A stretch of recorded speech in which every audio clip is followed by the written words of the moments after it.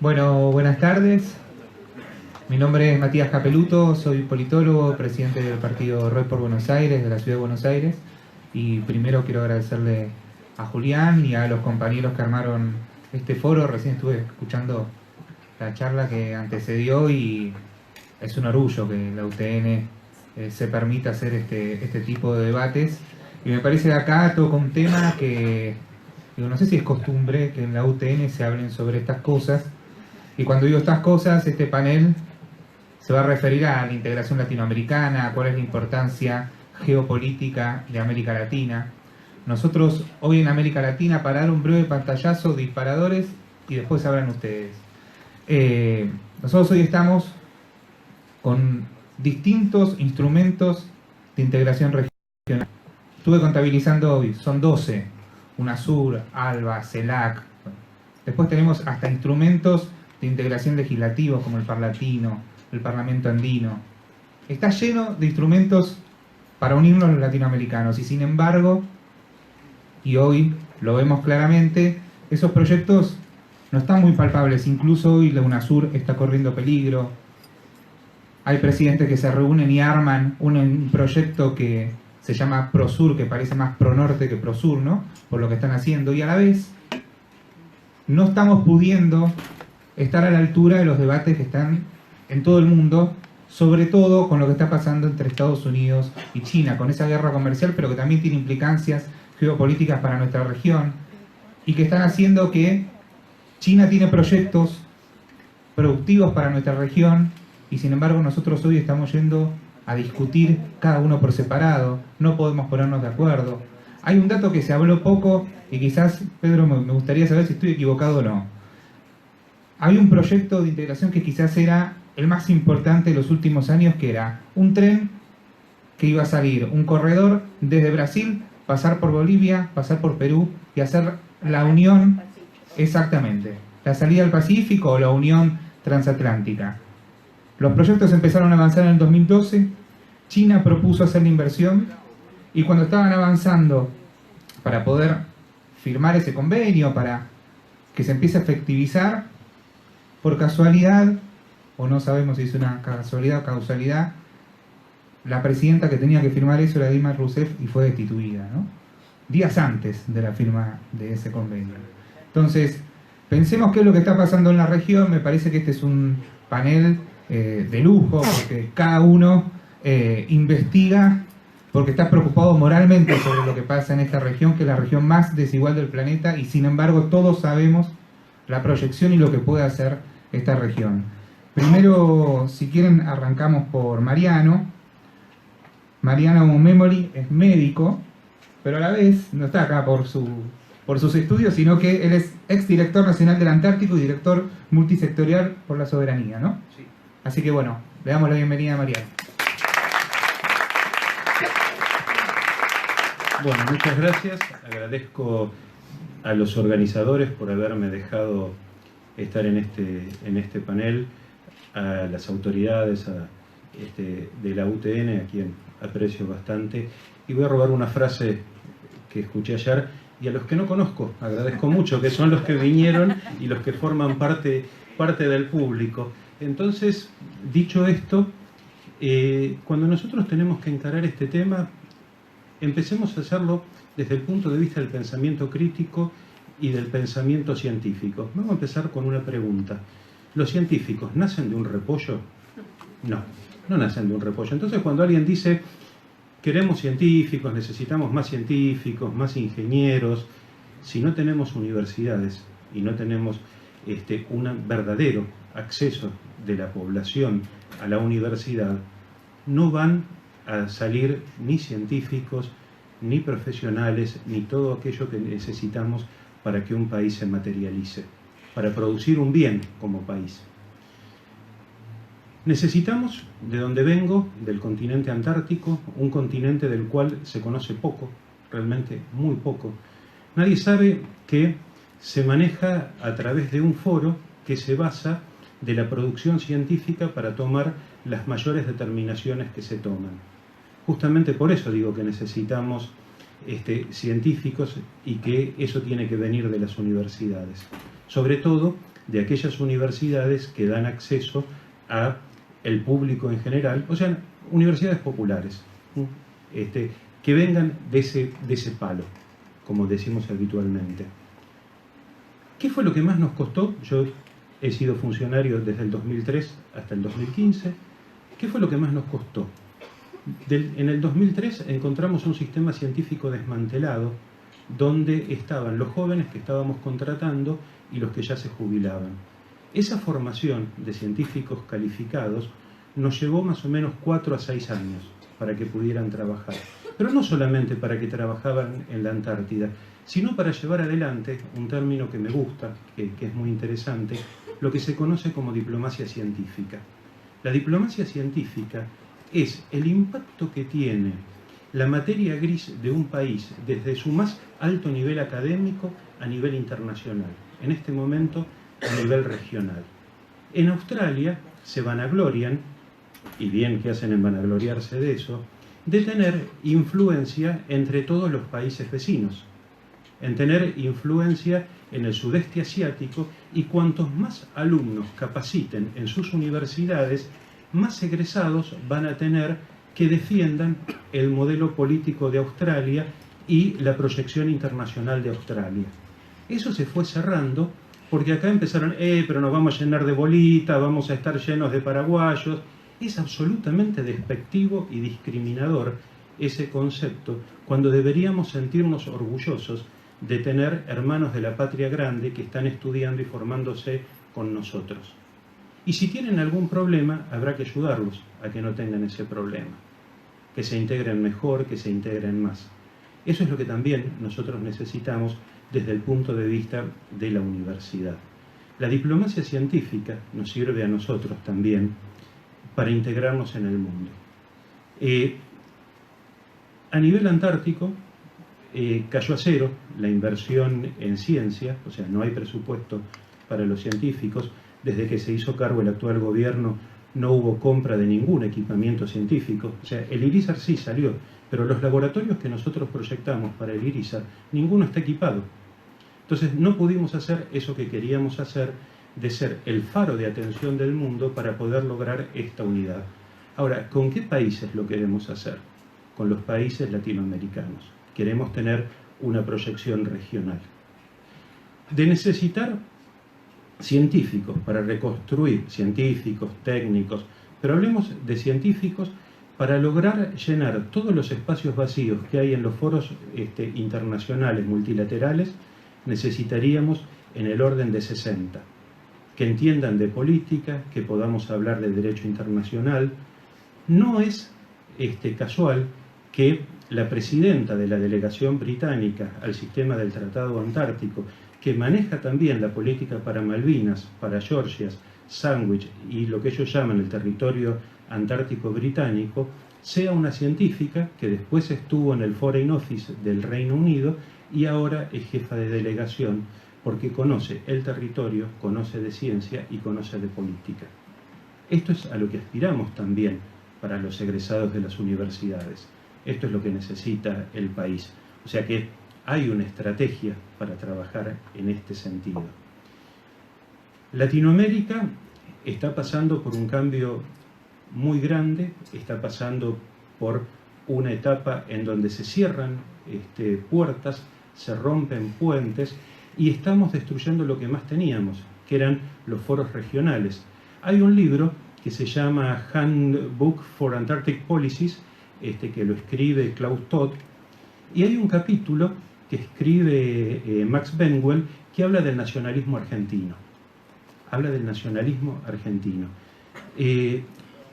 Justamente lo que más, además de una sarta de pavadas que nos pone prácticamente como nazis, porque buscan desprestigiarnos en el consenso internacional, porque se abre la puerta a las ciencias políticas en todo lo que es el sistema científico del Tratado Antártico, hablan de la paranoia argentina por su necesidad territorial, por defender el territorio que creemos que nos pertenece. Eso pone él.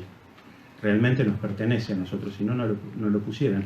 Y 2 puntos ataca. Primero, el proyecto Pampa Azul, que fue un proyecto de la gestión anterior, que era la ocupación, y lo dicen en tono muy despectivo, la ocupación científica y pacífica del Atlántico Sur para tener conocimiento sobre nuestro territorio, y segundo, la reunión de programas antárticos latinoamericanos que empezó con el general Leal en 1991, donde funcionaba activamente Uruguay, Brasil, Perú, Ecuador, Chile, Argentina, después se suma Colombia, Venezuela. Inicialmente estuvo Cuba, pero después se fue de ese foro, y dicen que la pretensión era hablar de la Antártida latinoamericana, cosa que era cierto, porque si vamos a discutir algo, va a ser en ese contexto de Latinoamérica, la proyección latinoamericana o sudamericana para la Antártida. La importancia científica es enorme. No me quiero exceder más de los 10 minutos porque mis compañeros de panel tienen cosas muy importantes para decir. Creo que lo que debemos hacer es sembrar una semilla de pensamiento crítico en los que estamos escuchando, ver cómo se está moviendo el contexto internacional, la importancia del bloque regional.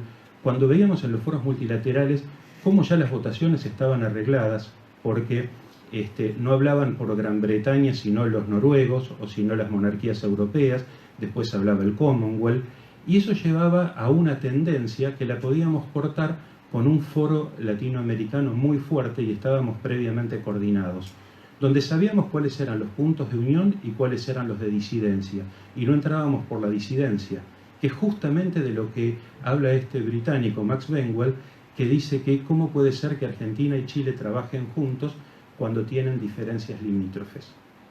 Teníamos dictaduras que eran realmente nefastas y que estaban manejadas por estrategas de café, que no sabían absolutamente nada de gobierno y de conducción a nivel estatal, no eran estadistas. Pero los pueblos y los científicos sí tienden a unirse, y es ahí donde nosotros tenemos que andar. Así que creo que esta es una buena muestra gratis de todo lo que hay que decir, y después no sé si habrá lugar a preguntas, contestaremos las que sean necesarias. Muchas gracias.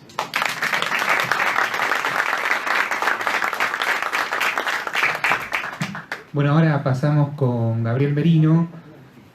Gabriel es sociólogo, doctor en ciencias sociales, investigador del CONICET, profesor, escritor de libros, así que va a ser un gusto escucharlo.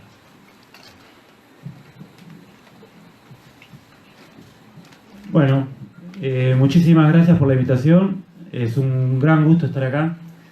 Felicitaciones a la organización. Es fundamental una universidad tan importante como la UTN, en este caso en el corazón del conurbano, que se hagan este tipo de eventos, estos debates, es un gustazo. Yo estoy cerca acá en La Plata y bueno, me siento realmente que nos atraviesa problemáticas comunes, desafíos comunes, y tirar entre todos para adelante y propiciar estos espacios son fundamentales. Bueno, yo voy a como es poquito el tiempo, a organizar algunas ideas en torno a tres claves fundamentales. Una, la situación internacional y a dónde parece que va el siglo XXI, por lo menos estos años. Dos, algo de Latinoamérica. Tres, muy cortito, cómo podemos pensar la universidad regional desde ahí. Situación internacional, algunos datos fundamentales, o algunas ideas fundamentales más que datos. Uno, nosotros a partir de 2008-2010, con la crisis global, la globalización se detuvo como tal. Si la fórmula de globalización, que era que por cada punto de PIB que crecían 2 puntos el comercio exterior y crecían 3 puntos la inversión extranjera directa, que más o menos era lo que funcionaba desde los 80 para adelante, eso se detuvo por completo.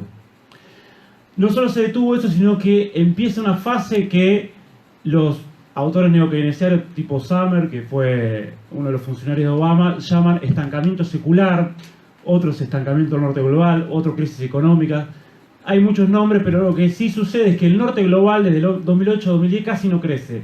Y lo que crece es Estados Unidos, pero Estados Unidos a fuerza de deuda y emisión. Deuda que ya llega prácticamente al 100% del PBI.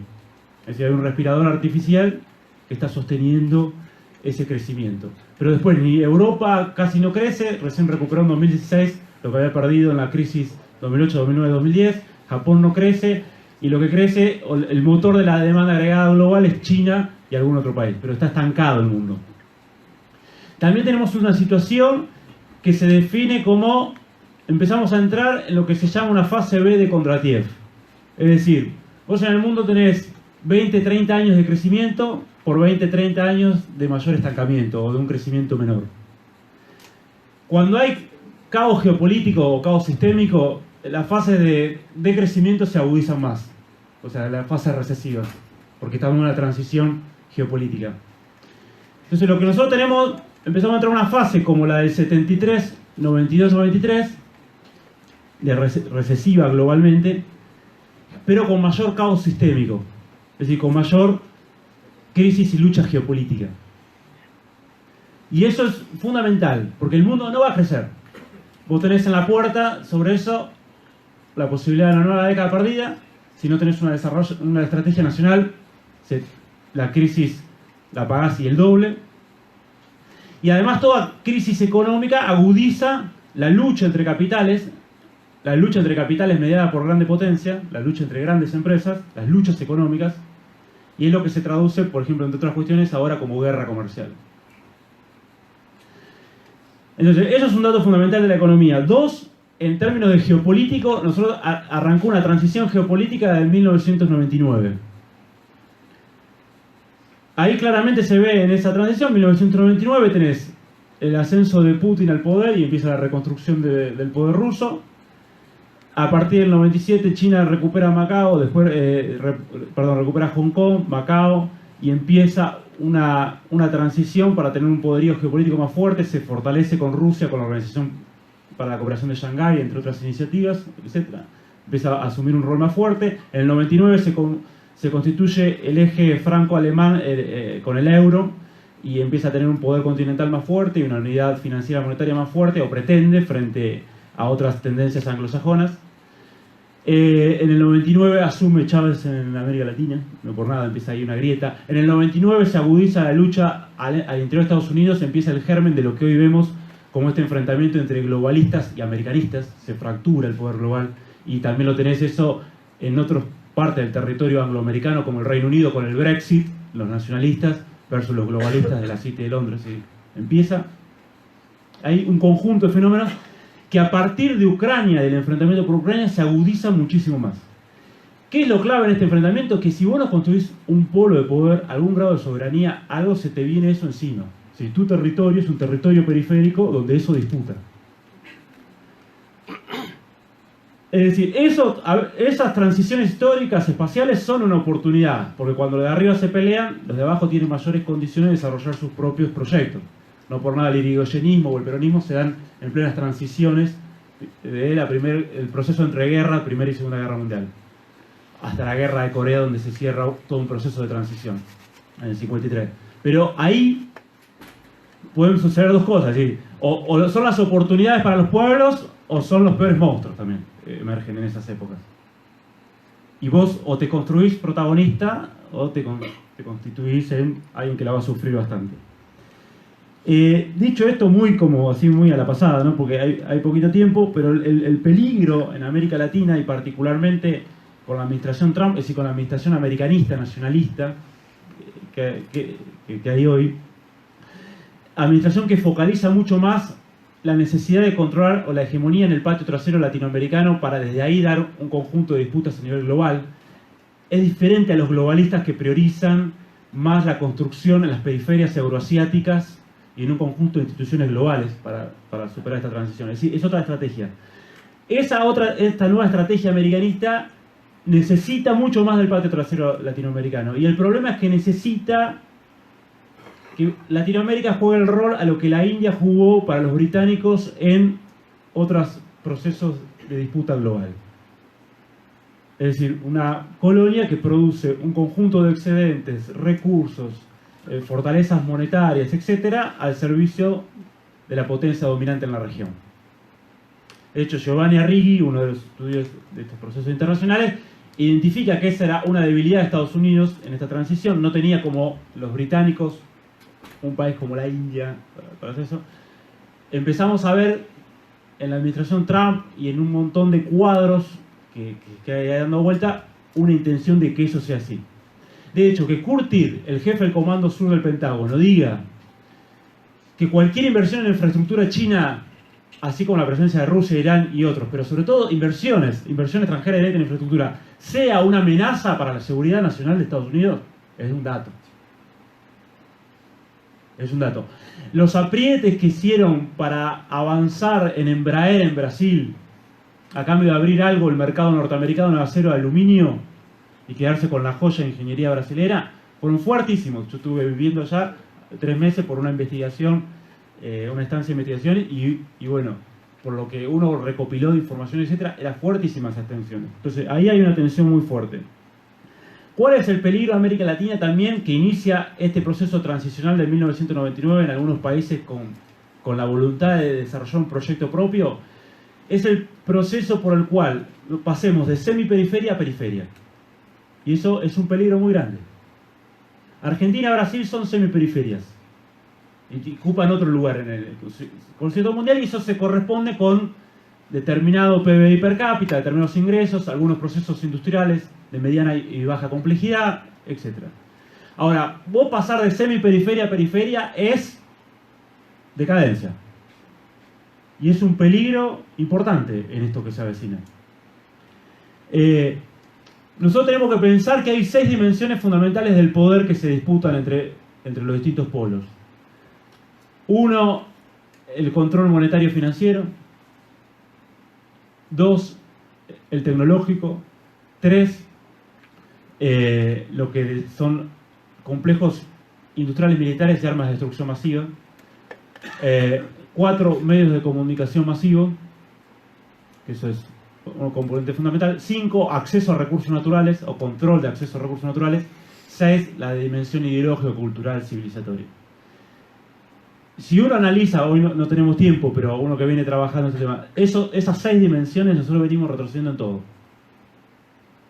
Cuando vos retrocedes en todo eso, inmediatamente pasás de semiperiferia a periferia y empezás a tener un conjunto de problemas muy graves en términos sociales, empleo, porque eso se traduce directamente. Bueno, no tengo mucho más tiempo. Lo que sí, una cuestión aclara. Esto está abierto, no quiere decir, porque, insisto, hay un riesgo, pero también hay una oportunidad. En Latinoamérica hay una oleada de neoliberalismo periférico que es distinto al neoliberalismo de país central, porque el neoliberalismo periférico retrocede justamente en todas esas 6 dimensiones del poder, y los neoliberalismos de países centrales van contra la clase trabajadora, pero siguen invirtiendo en complejos científico-tecnológicos, en sus complejos militares. No, ahí no regalan nada. Ajustan a los sectores trabajadores, pyme, pero... Entonces, esto es muy distinto al neoliberalismo periférico. Ahora bien, fijémonos la situación contrastante en México, en Brasil, que no logra hacer pie Bolsonaro. Bueno, hay una situación de que no es definitiva. No hay condiciones para una reconstrucción de una hegemonía neoliberal tipo los años 90. Por un montón de razones. Que hoy no podemos charlar, pero no hay condiciones. Pero entonces hay condiciones para desarrollar otra cosa. Ahí la universidad, ¿qué puede hacer? La universidad siempre fue protagonista de estos procesos. Por lo menos en 4 dimensiones fundamentales. 1, como usina de desarrollo ideológico-cultural, como fue el reformismo en relación al latinoamericanismo y los procesos democráticos nacionales de la primera ola del siglo XX. ¿No?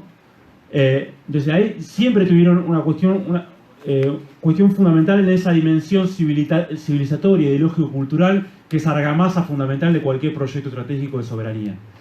2, en la producción de saberes, de tecnología, que es fundamental porque nosotros no tenemos una burguesía estratégica con la capacidad de disputar en los primeros planos a nivel mundial. Y eso lo único que lo podemos hacer es con pymes y con empresas estratégicas de Estado asociados a complejos tecnológicos de Estado, científicos. Lo que máximo que tenemos son medianas empresas, si uno lo pone a nivel internacional.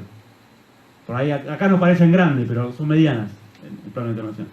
Entonces, el tercero es producción de cuadros, como otra cuestión fundamental, y la otra cuestión fundamental es convirtiéndose como sujeto político, que eso creo que hay una deuda en estos últimos años,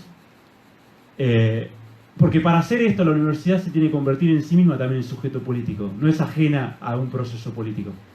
Porque solo surgen las grandes preguntas por el proyecto nacional si uno es sujeto de un proyecto nacional. Entonces esa es una deuda que espero empecemos a saldar, aunque hay brotes, hay cosas que pasan, pero empecemos a saldar en los próximos y que, por ejemplo, el movimiento estudiantil tenga mucho más protagonismo, tanto en la resistencia al neoliberalismo periférico como para pensar un futuro mejor, posible y más justo.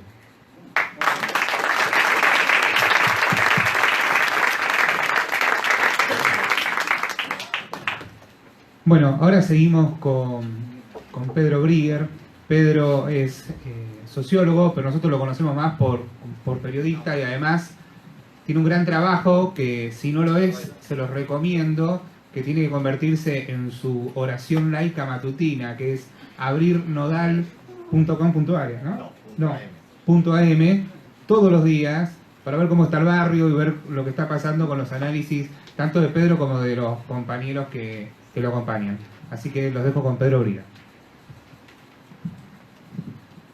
Gracias, buenas tardes. Por supuesto, muchas gracias por la invitación.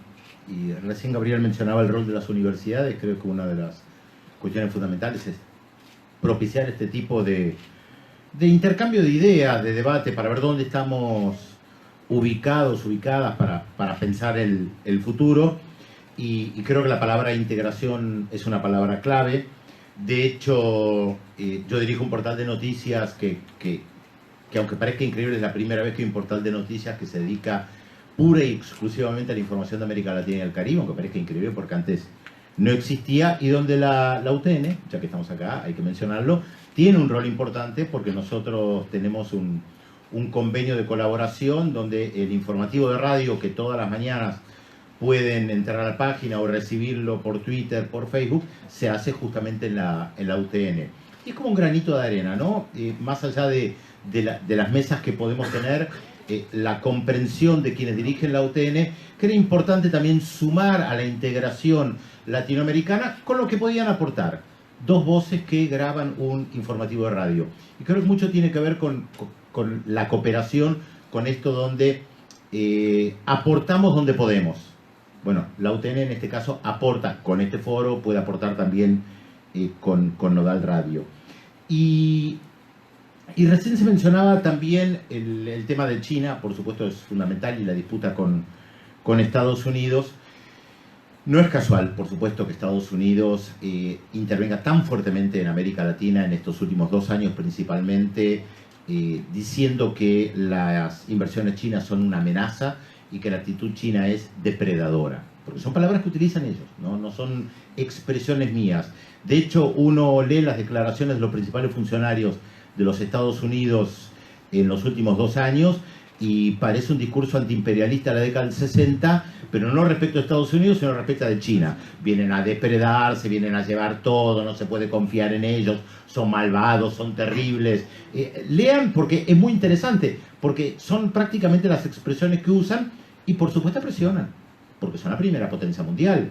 Hace unos días en Chile, antes del viaje del presidente Sebastián Piñera a China, justamente vinieron a decirle ojo con los negocios con Huawei. La tecnología 5G la queremos nosotros, o sea, Estados Unidos, nada de traerla de China. Seguramente se dirá en un tono un poquito más diplomático, porque sabemos que estas cuestiones suceden. Bueno, si ustedes importan la tecnología 5G de China, saben muy bien que la Organización Mundial del Comercio, el apoyo que ustedes necesitan no lo van a recibir, o no van a poder colocar algún funcionario de ustedes en la UNESCO, que es una cuestión que ustedes pretenden, etcétera, etcétera. Podemos dar innumerables ejemplos de las formas de presionar respecto de nuestros países en la región.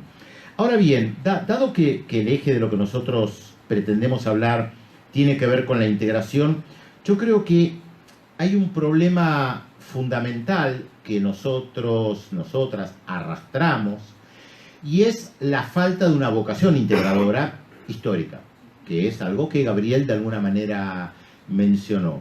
Cuando yo digo que la primera reunión de presidentes de América del Sur se realizó en el año 2000, mucha gente no lo puede creer, pero fue así.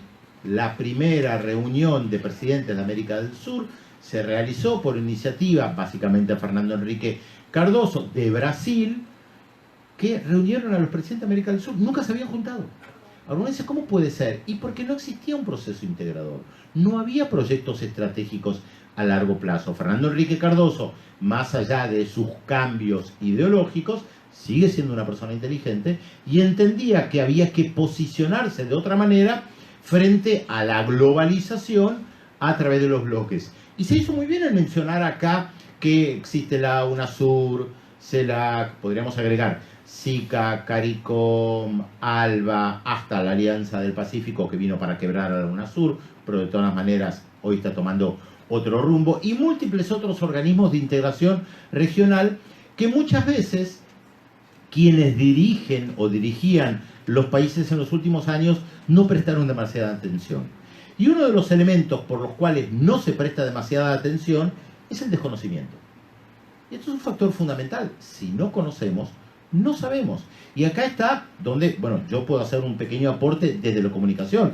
Desde lo comunicacional, cada uno o cada una hace un aporte desde el lugar que le corresponde. Puede la universidad, los viajes, las relaciones diplomáticas, el comercio. Recién hablábamos de los proyectos de ferrocarriles, bueno, que son también proyectos. El ferrocarril es básicamente integración nacional, regional. ¿Cómo se puede hacer? O sea, pensamiento estratégico. Pero al no tener una historia de integración regional, obviamente es muy difícil diseñar proyectos de integración. Y además, como hay una región en disputa, y yo vengo utilizando la expresión de una América Latina en disputa desde el año 2005, esta disputa tiene idas y venidas. Hoy estamos viviendo un momento donde claramente se plantea que la integración regional no es un eje, sino todo lo contrario. Entonces Bolsonaro ayer en Estados Unidos dice que están muy preocupados por la situación en la Argentina porque puede retornar el populismo, y además va y dice Estados Unidos, un lugar que yo siempre admiré, que siempre amé, no habla de integración regional, habla de todo lo contrario, de desintegración regional, que lo estamos viendo. No se van a elegir los parlamentarios al Parlasur, se desdeña la UNASUR, o sea, se la quiebra. La CELAC se la deja completamente de lado, a nivel comunicacional ni que hablemos. Ahora, ¿cómo hacemos nosotros para tomar más conciencia de lo que pasa en la región? Y vuelvo a algo que dije antes, que parece increíble. Primero, el conocimiento. Nuestro desconocimiento de la región sigue siendo fenomenal. Se habló antes de Malvinas, tema fundamental para nosotros. Ahora, en el Caribe hay temas que para la gente que vive en el Caribe es fundamental que nosotros desconocemos. Entonces nosotros pretendemos desde la Argentina tener un apoyo regional respecto al tema Malvinas, pero no sabemos qué le interesa a la gente que vive en el Caribe. ¿Cuántos de los que están aquí, y de gente que tiene lugar importante en la política de nuestro país y de otros países de la región, sabe que el tema de las reparaciones históricas que pretenden los países del Caribe frente a los británicos por la esclavitud es un tema central para ellos? Es un tema tan importante que el primer ministro de San Vicente y las Granadinas, Ralph González, cada vez que habla ante Naciones Unidas lo plantea. Las reparaciones que el Caribe pretende del Reino Unido por la trata con los esclavos, toman el modelo de Kenia para conseguir reparaciones. Para la gente del Caribe es muy importante el apoyo de América Latina, y prácticamente no existe, por desconocimiento. La soberbia también, ¿no?, de los países grandes que por lo general miran con desdén a los paisitos pequeños. La CARICOM se reunió en estos días con un apoyo muy fuerte al diálogo en Venezuela. Suma el Caribe, claro. Fíjense qué importante es el Caribe, que Obama, no Trump, realizó viajes importantes al Caribe para presionar a los países del Caribe que se alejaran de Petrocaribe, que es un proyecto de integración regional también. Entonces nosotros tenemos numerosos obstáculos. El primer obstáculo, creo yo, y esto es un poco lo que yo me quería centrar, es el desconocimiento. La falta de conocimiento de lo que nos pasa en la región. ¿Cuánta gente en la Argentina sigue la política uruguaya? Muy poca. ¿Cuánta gente en la Argentina sigue la política paraguaya? Muy poca. Esto también es un elemento de integración regional muy importante. De hecho, el avance Mercosur, el avance de UNASUR, sirvió para mucho. Tener un Consejo de Defensa Suramericano, hoy absolutamente atomizado, fue muy importante. comenzar a pensarnos con nuestros ojos respecto de la integración también en tema de defensa y no estar subordinados a la política de Estados Unidos. Pero el segundo elemento importante que creo que tenemos que tomar muy en cuenta, y que creo que es casi una obviedad, esta disputa que existe. Las derechas latinoamericanas insisten en señalar que el populismo es parte del pasado. Las declaraciones de ayer de Bolsonaro marcan que eso es más expresión de deseo, porque él no quiere que vuelva Cristina Fernández, palabras de él, no sabemos si va a ser candidata, pero es lo que dijo Bolsonaro ayer, porque crearía otra Venezuela en la Argentina. Más allá de que la Argentina no tiene nada que ver con Venezuela, ni por historia, ni por modo de producción, todo lo que querramos agregar, está claro que hoy es el gran cuco respecto de lo que puede pasar en la región. Pero esto significa que la disputa existe, no está saldada. Las derechas insisten que ya hay una nueva etapa y que esta nueva etapa va a ser como en los 90, la etapa del neoliberalismo y la integración a nivel internacional a través de la globalización. Sin embargo, por más que es cierto que ha habido un retroceso de los proyectos populares, progresistas, no importa ahora cómo lo llamemos, todos sabemos de lo que estamos hablando, ha habido un retroceso, por supuesto, esto no está terminado. No está terminado, entre otros motivos, a mi juicio, porque las derechas latinoamericanas, y con esto voy a cerrar, tienen dos problemas. Hoy por hoy no pueden cerrar ciclos como lo hacían en el siglo pasado a través de golpes militares. Y los golpes militares tienen una importancia para cerrar ciclos, porque son dictaduras, cierre de parlamentos, prohibición de partidos políticos, de sindicatos. América del Sur especialmente, pero América Latina, viene atravesando por momentos de democracia bastante consolidadas, con problemas, pero bastante consolidadas. De hecho, hay gente que está acá que estudió primario, secundario y universitario en democracia. Y hay gente que está acá, en esta misma sala, que estudió primario, secundario y universidad bajo dictaduras. Bueno, hay una gran diferencia generacional que marca nuestra conciencia colectiva también. Y esto es una dificultad para la derecha. Por eso usan tanto el Poder Judicial, porque no pueden cerrarlo de la manera habitual que tenían en el siglo pasado. Y el segundo problema que a mi juicio tienen las derechas latinoamericanos, y que lo vemos muy bien en la Argentina, que no tienen nada para ofrecer, nada nuevo. Fíjense que incluso la propuesta de diálogo de Mauricio Macri, que retoma gran parte de los postulados del consenso de Washington, es algo viejo, es algo de hace 30 años, el famoso consenso de Washington. Y las teorías neoliberales son más viejas todavía. Lo increíble es cómo pueden presentar algo antiguo, que ha fracasado tanto, como algo moderno superador. Sin embargo, este discurso tiene problemas hoy en día. Por eso digo que todavía existe esta disputa a nivel regional que no está saldada. Muchos pensaban que esto estaba saldado con el triunfo de Macri y con la derrota o el derrocamiento de Dilma Rousseff en la región. Yo creo que esto no es así. Este año tenemos 3 elecciones importantes, Argentina, Uruguay y Bolivia en octubre. Está también la de Guatemala, pero creo que es un caso bastante diferente y por eso Venezuela es tan importante. Venezuela no es solamente una cuestión de petróleo, hay una cuestión de justamente saldar esta disputa, de dar vuelta a la página, derrocar al chavismo en Venezuela tiene que ver con este objetivo, de dar vuelta a una página e infringir una derrota histórica a nivel de generaciones respecto de este momento que se vive en los últimos 20 años en América Latina y que, como yo decía antes, todavía no pueden resolver, porque no tienen el mismo mecanismo que tenían en el pasado. Esto no significa que no lo puedan aplicar, pero no tienen los mismos mecanismos. Entonces, discutir la integración en un foro como el que estamos ahora, impulsado por una universidad, me parece muy importante, me parece que hay que seguir haciendo estos intercambios de ideas, debates para ver efectivamente cuáles son los proyectos de integración y pensar a largo plazo.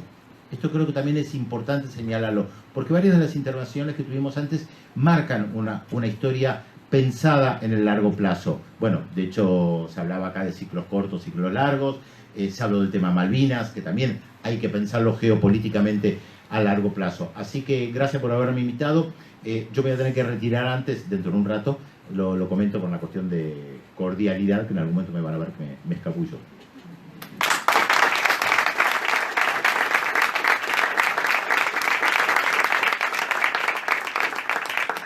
Gracias, Pedro. Bueno, ahora seguimos con Francisco Cafiero, Francisco es vicepresidente de la Conferencia Permanente de Partidos Políticos de Latinoamérica y el Caribe. Además, preside el Centro Latinoamericano de Estudios Políticos y Económicos de China, y con ese apellido, por supuesto, es un compañero peronista, ¿no? Bueno, muchas gracias. Felicitaciones, Julián, por la convocatoria y por lo que armaste acá, al rector, al vicerrector, muchísimas gracias por el recibimiento. Estoy muy contento y qué bueno estar acá en este debate. También soy docente universitario de la Universidad Pública Nacional, en la Universidad Nacional de Lanús, y ayer, si acá docentes universitarios, feliz día por el día de ayer, y soy un orgulloso docente universitario. Creo en la universidad pública, creo en su potencia, creo en su presente y por sobre todas las cosas creo en su futuro. Porque un país que no invierte en la educación pública es un país que le dice que no al presente y le dice que no por sobre todas las cosas al futuro. Y si hay algo que nosotros en las casas de altos estudios tenemos que hacer es crear futuro. Así que celebro enormemente esta iniciativa nacional, latinoamericana, y que nos invite a pensar en la posición geopolítica, la importancia de América Latina, y esto es muy saludable para el debate. Se dijeron cosas muy importantes, va a ser para mí muy difícil poder mantener el nivel, y efectivamente me siento más acá un estudiante que otra cosa, porque de todas las cosas que se fueron diciendo fui tomando nota, y así que, bueno, a ver, me presentaba también como un compañero. Sí, Perón decía que toda política es política internacional que se juega dentro y fuera de los estados. Definición que cobra una vigencia permanente, y hoy, frente a lo que está ocurriendo y lo que pasa en la Argentina especialmente, para llevarlo al presente, tiene una total vigencia. Yo estoy convencido que la integración regional tiene que ser una política de Estado, y que es la respuesta más contundente que tenemos para hacer frente a los desafíos que impone el mundo de hoy, que es un mundo complejo, difícil, dinámico, difícil de entenderlo, muy difícil de entenderlo, pero es la respuesta. La integración no es un camino fácil, implica ponerse de acuerdo, implica consensuar, implica tensiones permanentes, es un camino de la política, pero que no depende exclusivamente de la política. Acá se habló de los instrumentos de la integración, de los mecanismos de integración, que esencialmente son ocupados por representantes de gobiernos y bueno, y en esas reuniones presidenciales, ministeriales, como los que ya conocemos y hemos visto en los medios, la UNASUR, que hoy está absolutamente desarticulada y desfinanciada, el Mercosur, que viene atravesando un problema bastante complejo. Sí, siquiera acá Pedro lo decía, no sabemos si este año, que van a cerrar listas ahora en un mes, no sabemos si vamos a poder elegir los representantes del Parlasur. Ustedes, todos acá votaron en las elecciones pasadas, ¿no? Del 2015. ¿Se acuerdan que votamos a representantes del Parlasur? No únicamente los de un partido político, los de todos los partidos políticos que presentaron nóminas nacionales. Fue un avance es un avance muy importante en los procesos de integración, que hoy está puesto en duda. Pero más allá de esta coyuntura compleja que atravesamos, que además se vive internamente en cada uno de nuestros países con la persecución política, la complicidad de los medios y la justicia, el lawfare, ¿sí? Todo lo que ya conocemos del diagnóstico y del sobrediagnóstico, por si hay algo que creo que desde la política también estamos sobrediagnosticados, estamos permanentemente explicando qué es lo que está pasando, y creo que hay que dejar de ver el diagnóstico para, es decir, tomar el diagnóstico para empezar a decir qué es lo que vamos a hacer. En definitiva, esto, la clave de seguir construyendo alternativas populares, nacionales, tienen que ver con expresar futuro. Y la integración tiene que ser parte de ese futuro. América Latina, acá se dijo, ya América Latina sigue siendo el continente más desigual del planeta. El más desigual, no así el más pobre. Es uno de los continentes que sigue teniendo un enorme potencial y una enorme riqueza dentro de su territorio. Algo que también decía Pedro, que me parece fundamental, y estando acá en una casa de altos estudios, la creación del conocimiento. La creación del conocimiento. Gabriel hablaba de la periferia. Y si hay algo que sí creo que desde las universidades tenemos que constantemente y permanentemente construir, es esa epistemología para y de la periferia. Que entendamos dónde estamos situados, que entendamos cómo ver el mundo a partir de nuestros propios ojos, interpretar nuestros problemas a partir de nuestros propios ojos y así construir esas soluciones necesarias para salir de esos problemas y empezar a construir esas sociedades justas, libres, a las cuales soñamos pertenecer y ser parte de. Y que para eso es muy importante ser crítico de las ideas y de las recetas que por lo general vienen de afuera. Acá sabemos que las recetas del Fondo Monetario Internacional para un país como la Argentina nunca, pero nunca van a dar buenos resultados. Porque nunca lo dieron. Y porque para los países latinoamericanos, cada vez que intervino el Fondo Monetario Internacional, siempre fue por problemas. Entonces entendamos que lo que viene de afuera hay que siempre recibirlo de manera crítica y pensar en nuestros problemas a partir de nosotros mismos y por nosotros mismos. Y eso es un enorme desafío y ahí es donde la creación del conocimiento es fundamental y el rol de las universidades es central.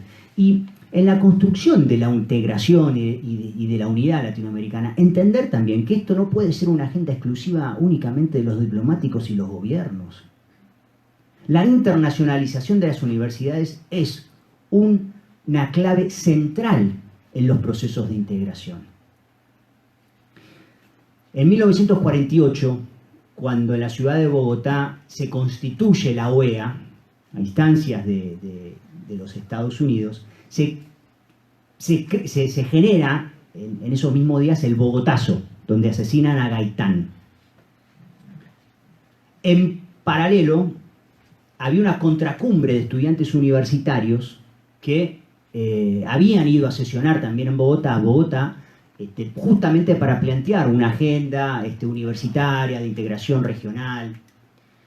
Y había un joven universitario que estudiaba Derecho, que venía de la Universidad de La Habana, en Cuba, que se llamaba Fidel Castro. Las autoridades colombianas le habían dicho, o se había filtrado, no recuerdo bien cómo era el rumor, que se había filtrado que Fidel había sido uno de los instigadores para la muerte o el asesinato de Fidel. De Gaitán, quiero decir, perdón, de Gaitán.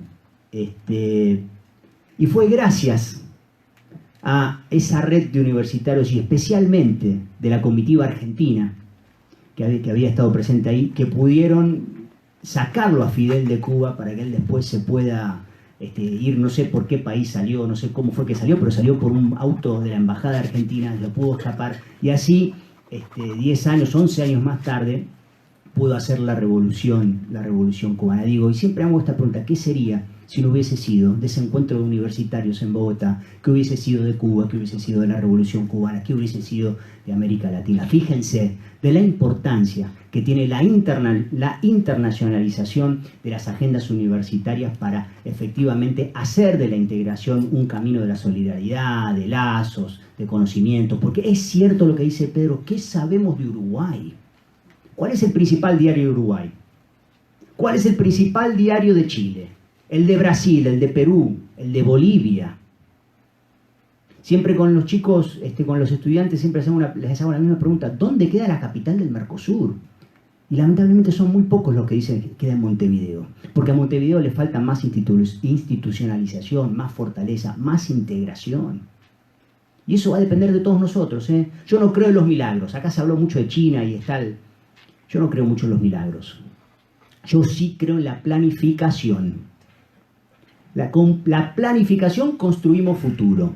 Al azar no construimos nada. Fracasos. Y ahí está también la clave. Porque es importante en los desafíos que impone el mundo de hoy, muy bien lo decía Gabriel, en lo que implica China hoy para el mundo. Nosotros tenemos que estar preparados para esa agenda. ¿Saben?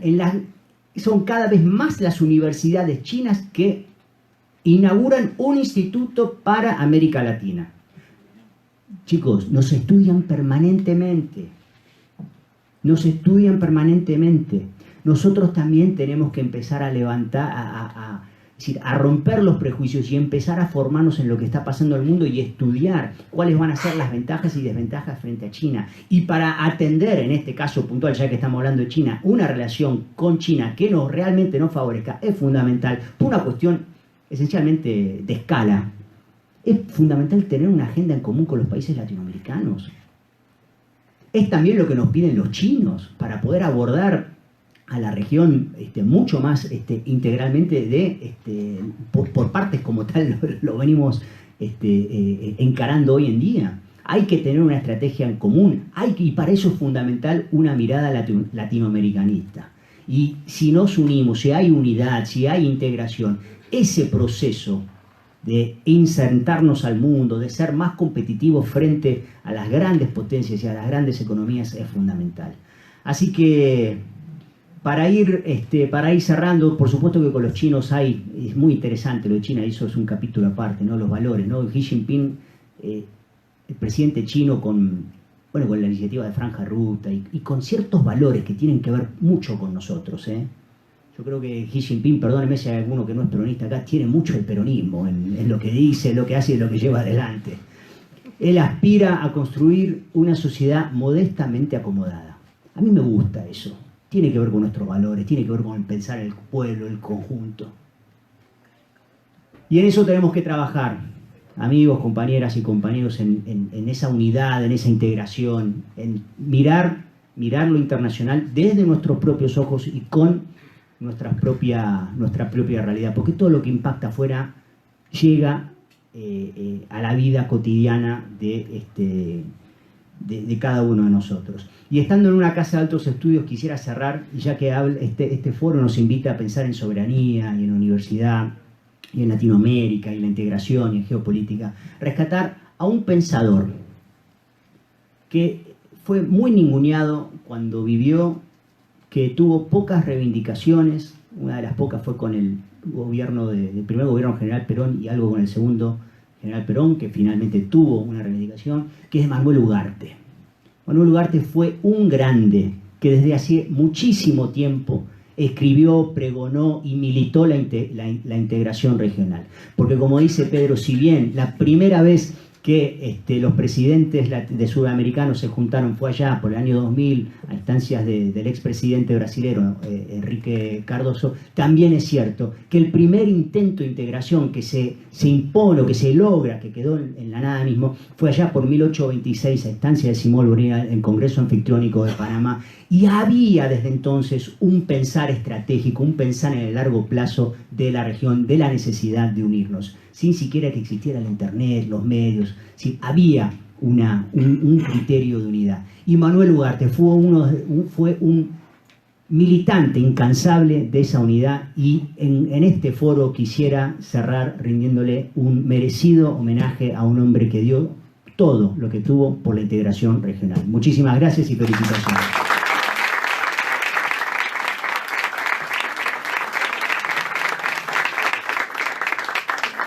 Bueno, y para cerrar el panel, invitamos a Isabel Rauber. Isabel, educadora popular, doctora en filosofía, especialista en movimientos sociales latinoamericanos.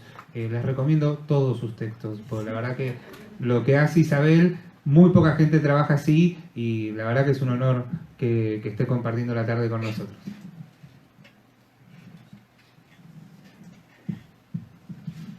Y profesora de la UNLA también. Somos compañeros. Sí, para que no se nos enojen, por ahí nos están viendo, dicen, no reivindica su universidad, tenemos que reivindicarla. Muy agradecida realmente de corazón de compartir con ustedes. Un poquito sorpresivo mi estancia aquí, porque yo no estaba anunciada para esto, ni estaba enterada ni nada. Y me dijeron, queremos que esté, digo yo, ay, quedará bien aceptar 4 días antes ir a un panel. Y después dije, bueno, dejémonos de formalismo, así, ya está, vamos a compartir, ¿está? Pues se fijan en el deber ser, dice, no puedo, 2 meses antes como mínimo. Pero bueno, ahí nos ayuda el barro, la calle, ¿ves? Que dice, vamos para adelante, allá estamos. Bueno, entonces, yo voy a sumar mi granito de arena desde una perspectiva que me viene inquietando hace bastante tiempo y ahora, digamos, en esta realidad continental, ya un poquito desde antes, ¿verdad? Porque uno como que veía que había una caída libre y venimos trabajando con fuerza. Ahora yo saqué un texto recientito que se llama Descolonizar la subjetividad, como para apuntar por dónde voy. El tema de la descolonización. El tema de descolonización que en un ámbito académico como el que nosotros estamos ahora es como que nos pega en el centro del pecho, ¿verdad? Bueno, ¿qué significa? Y ahí uno empieza, bueno, yo no voy a teorizar alrededor del concepto porque hay muchas interpretaciones, como tantos sujetos e identidades existen. Entonces hay distintas y diversas aproximaciones, pero lo importante es que hay una convergencia también con que descolonizar es quitarnos la colonia de adentro de nuestras cabezas, de adentro de nuestro espíritu. Entonces hay un camino porque la lucha contra el eurocentrismo, digamos, en el ámbito académico no es un tema nuevo, pero ¿saben qué? Para decirlo de una forma coloquial, estaba yo en una visita de trabajo en Bolivia y me dice, bueno, vamos al lago Titicaca. Pasamos por las pirámides, qué sé yo, y fuimos hasta el lago. No me recuerdo para qué. Y estamos hablando y entonces el chofer, que era todo un historiador, un personaje impresionante, me empieza a hablar de la batalla de Belgrano. Fue por aquí, íbamos por una ruta como más hacia el oeste que la del este, porque cuando fui por la del este no era. Y en esta de Belgrano, que de repente era indígena, como, bueno, no obviamente, pero un lugar donde el 65% es indígena, lo más normal era que fuera indígena el chofer, como era el caso. Y entonces me dice, ¿usted sabe que la gran parte del ejército de Belgrano eran indígenas? Y le digo, sí, pero bueno, a él no le interesaba el dato. Él le interesaba ponerme la idea que vino después y que la verdad que a mí me cambió mucho la cabeza. Me dijo, ¿sabe que después de las independencias los indígenas seguimos igual? Y me clavó un puñal en el pecho. Y ahí se terminó mi eurocentrismo. Es decir, o voy antes de las carabelas o no sirve lo que estoy haciendo. ¿Está claro lo que quiero decir? Bueno, yo voy a ubicar la descolonización hasta ahí. Es como la definición que a mí me cambió el piso del mundo. Y hubo un tiempo que yo no quería hablar de historia, porque comprendí que toda la historia que conocía, mayor crítica a la izquierda, a la derecha, era de las carabelas para acá. Y así no se puede, porque estamos multiplicando la exclusión. Por eso yo titulé esta cuestión como comunidad de saberes, que es a donde yo quiero apuntar, construir comunidad de saberes. Nosotros hablamos de comunidad educativa. ¿Qué es la comunidad de saberes? ¿No? Y yo la considero un puntal clave para la soberanía intercultural de los pueblos de Indo-Afro Latinoamérica. Como los argentinos siempre sabemos todo, a poner comillas, pero sabemos todo, y si son dueños de una editorial, más que todo todavía. Eso te matan. Uno de mis textos de hace 2 años, que se llama Refundar la política, no estoy haciendo propaganda, o sea, creo que están agotados, pero estas cosas a mí me marcan, porque te cachetean, ¿entendés? Y dice, yo puse, no sé qué, ya ni me acuerdo el subtítulo, de los pueblos indo-afro latinoamericanos. Y cuando lo veo impreso, me pone de los pueblos latinoamericanos. Le dije, pero ese no es el concepto que yo uso. Ah, no, pero es que eso de indo-afro, eso no se entiende acá. Entonces como que está mal, usted lo cambia. Bueno, parece la Real Academia con el tema de todes, ¿no? Bueno, como es una pavada, me molesta, y te va a molestar. La justicia histórica nos va a molestar porque nos va a cambiar la cabeza, nos va a presionar con nuevos conceptos. Tenemos que cambiar. En resumen, o nos refundamos o reventamos. Esa es la realidad. En cultura, o nos refundamos o reventamos. Y es una cultura política, una conciencia, una cultura que tiene que tener conciencia de clase, conciencia de pueblo, identidad, no es la cultura de la pavada, no es un saber vacío. Yo dijiste Manuel Ugarte y me tocaste el corazón también. Mira que yo lo tengo anotado aquí. Sí. Sí. Siempre es difícil el tema de los nombres porque en realidad son multitudes, ¿no? La fuerza de nuestra historia son las multitudes de pueblos que desde un anonimato, porque no podemos conocernos entre todos, empujan la historia, soportan, resisten y crean.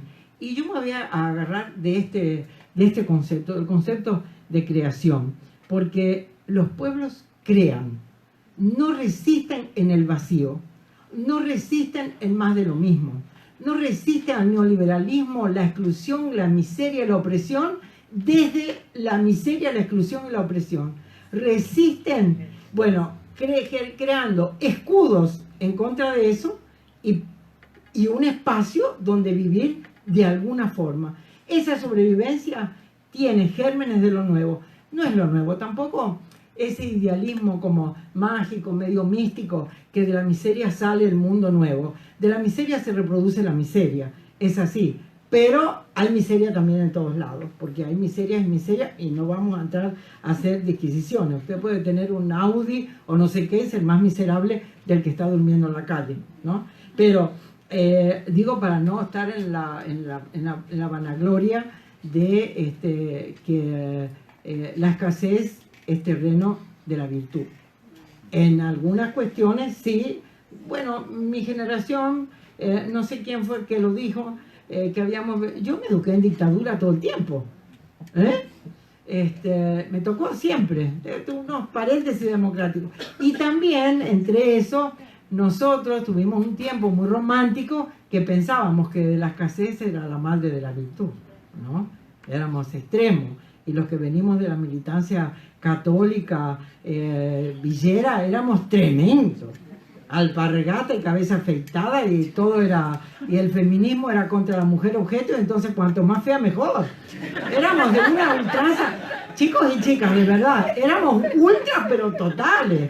Usted agarraba un católico militante frenético y era tremendo en la década del 70, ¿eh? Olvídate, no nos dábamos latigazos porque, bueno, ya sabíamos que eso no nos iba a llevar al nuevo mundo. Pero un ascetismo tremendo.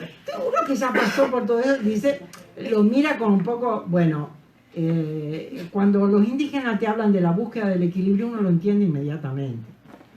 Porque venimos del todo nada, ¿verdad? De la lógica de los extremos.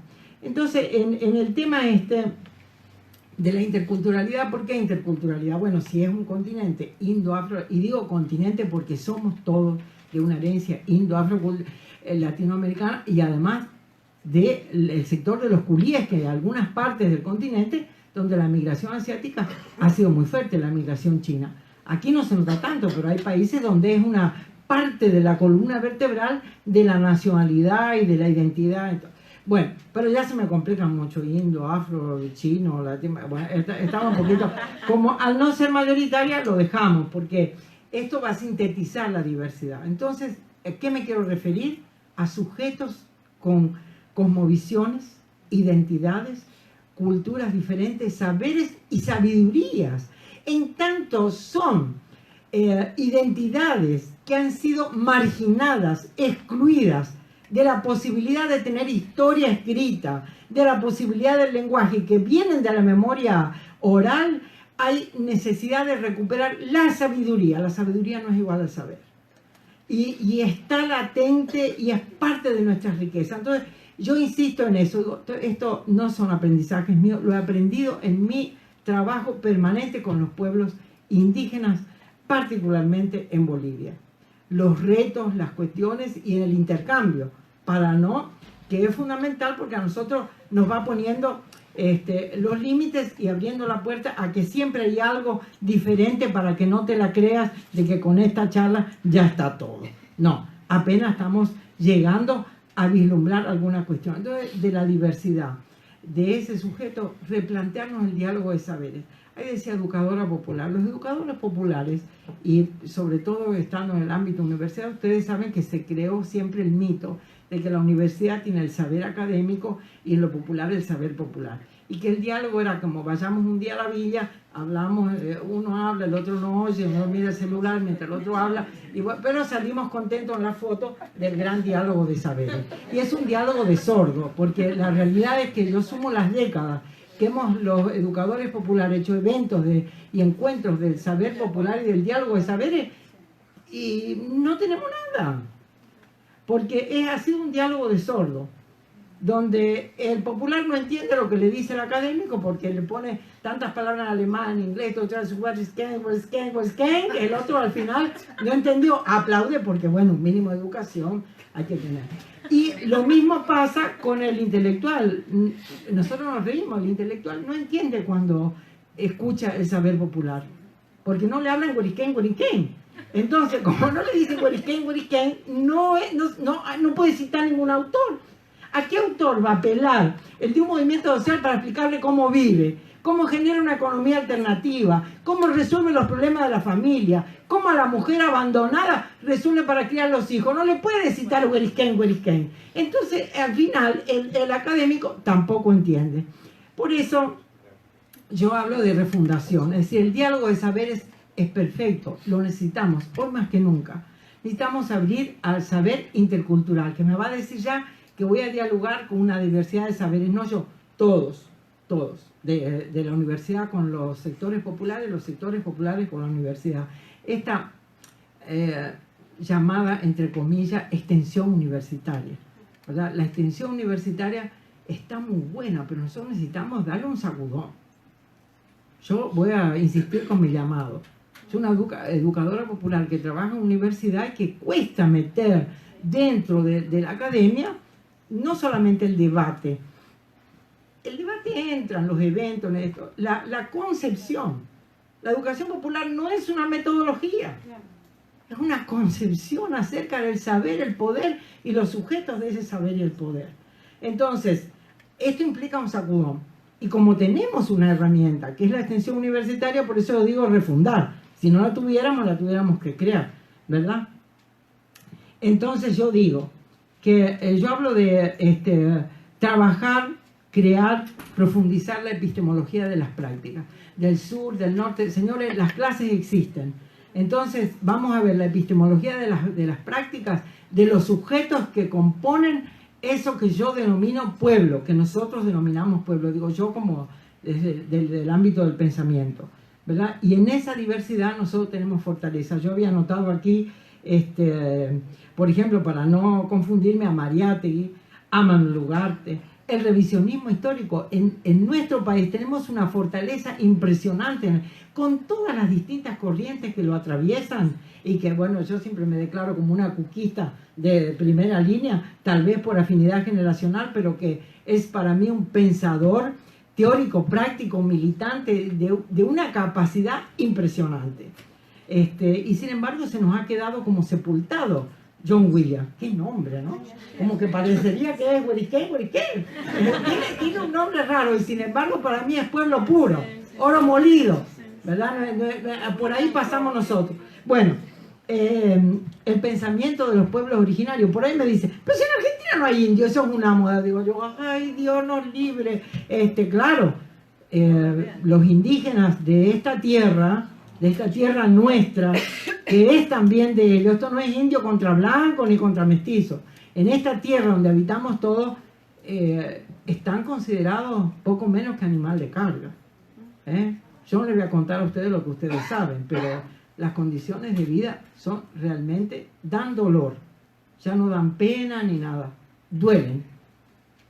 Uno se acerca y yo me siento cacheteada, pero no para despertar, sino del dolor, que da pena de uno decir, bueno, y tiene un DNI igual que yo, y sin embargo hay un abismo entre nosotros. Bueno, ¿podemos nosotros contribuir a cerrar ese abismo? Yo creo que sí. Aquí se hablaba de reconstruir dignidad. El saber también es una dignidad.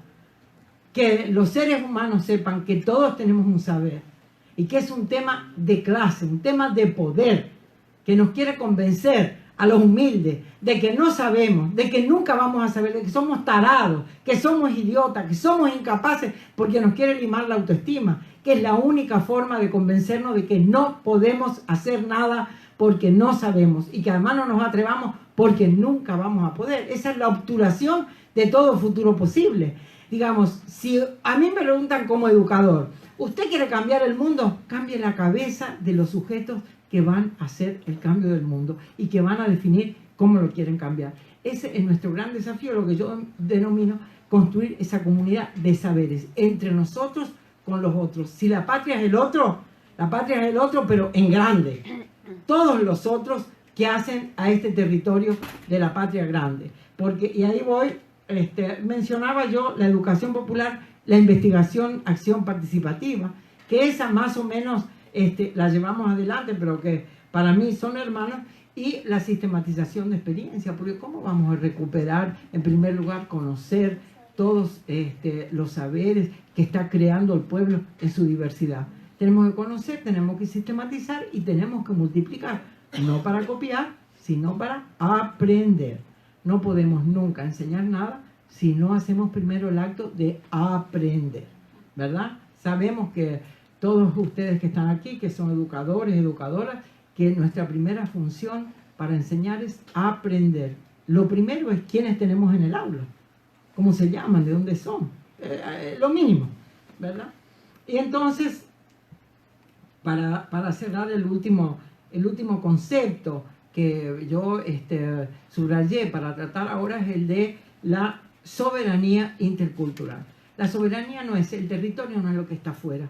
La soberanía no es un límite, no es un mapa donde nosotros estamos enclavados. La soberanía empieza acá, porque si todo este recorrido rápido que yo hice por conceptos claves que hacen a esta cuestión de la identidad cultural, de quiénes somos y a dónde queremos ir, esto es soberanía.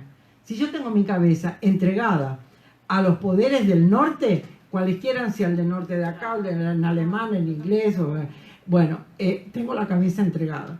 Y voy a creer que como pago caro el boleto del transporte, ya estoy en París, que son los disparates que se oyen en la televisión. En Francia se paga caro, acá todavía está barato. No, mi amor, no tiene nada que ver una situación con la otra. Nosotros, bueno, pero señores, eso es lo que da el voto, lamentablemente. ¿Qué hay adentro de esta cabeza? Eso es un reloj despertador. Con eso ya yo me levanto con ánimo. Miren que me cuesta levantarme. Pero digo, no, esto hay que cambiarlo. Esta cabeza no puede continuar. Y sí hay que pagarlo porque necesitamos estar como Francia. Hay que ver también en Francia que están los chalecos amarillos. Pero bueno, esa parte ya no la vemos. Solamente estamos contentos de pagar más. O mi edificio que aumentó el 50% de la despensa porque no habíamos aumentado nada hace un año. Bueno, eso no se puede creer. Hay actitudes suicidas. Estamos bien cuanto pagamos más. Eso se llama mercado interiorizado en nuestra cabeza, en nuestro corazón, en nuestro estómago. No hay capacidad de razonamiento, porque no hay sensibilidad para comprender la realidad en que vivimos. Entonces, en tanto sujetos sentipensantes que somos, y vamos a acordarnos de otro, de nuestro querido Fals Borda, ¿verdad? Este colombiano tan militante, comprometido, nosotros tenemos que trabajar en la soberanía cultural. En tanto no somos promotores de un pensamiento único, tenemos que hablar entonces de soberanía intercultural, una interculturalidad que no reniega de la pertenencia al pueblo, sino que abre las puertas para reconocernos dentro del pueblo a los indígenas, a los afrodescendientes, a todos los que integran no solamente el suelo argentino, sino de la patria grande, para repensarnos todos juntos. Creo que, bueno, era lo que yo quería sumar como desafío. Gracias.